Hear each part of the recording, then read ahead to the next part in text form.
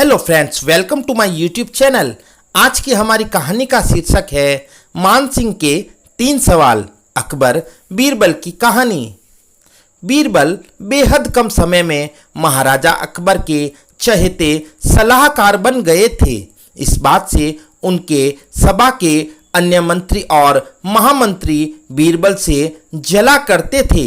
यह जलन उनके साले मान सिंह को भी थी। इसलिए एक दिन मान सिंह ने बीरबल की परीक्षा लेनी चाहिए। उन्होंने बीरबल से 3 सवाल पूछने चाहे। महाराज अकबर ने भी बीरबल की परीक्षा लेने की अनुमति दे दी। आसमान में कितने तारे हैं? मान सिंह का पहला सवाल था। यह सवाल सुनकर बीरबल से जलने वाले अन्य दरबारियों को खुशी होने लगी। महाराजा अकबर भी सोचने लगे कि क्या बीरबल इसका जवाब दे पाएंगे।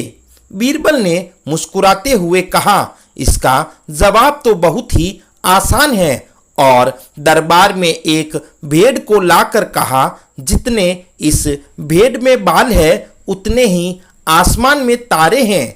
अगर मान सिंह जी को अभी भी संदेह है तो भेड़ के बाल और आसमान के तारे गिनकर तुलना कर सकते हैं। बीरबल की चतुराई देखकर बादशाह अकबर मुस्कुराए और कहा, क्यों मान सिंह जी, आप गिनकर तुलना करना चाहते हैं? धरती का केंद्र कहाँ है? मान सिंह का अगला सवाल सुनकर बीरबल ने तुरंत जवाब दिया, जहां आप खड़े हैं वही धरती का केंद्र है।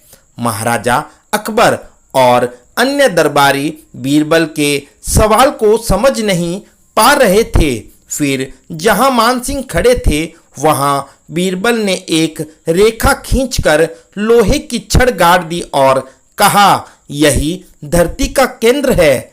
अगर किसी को मेरी बात पर यकीन ना हो तो वह खुद धरती को माप सकता है। बीरबल की चतुराई देखकर मान सिंह सोच में पड़ गए थे।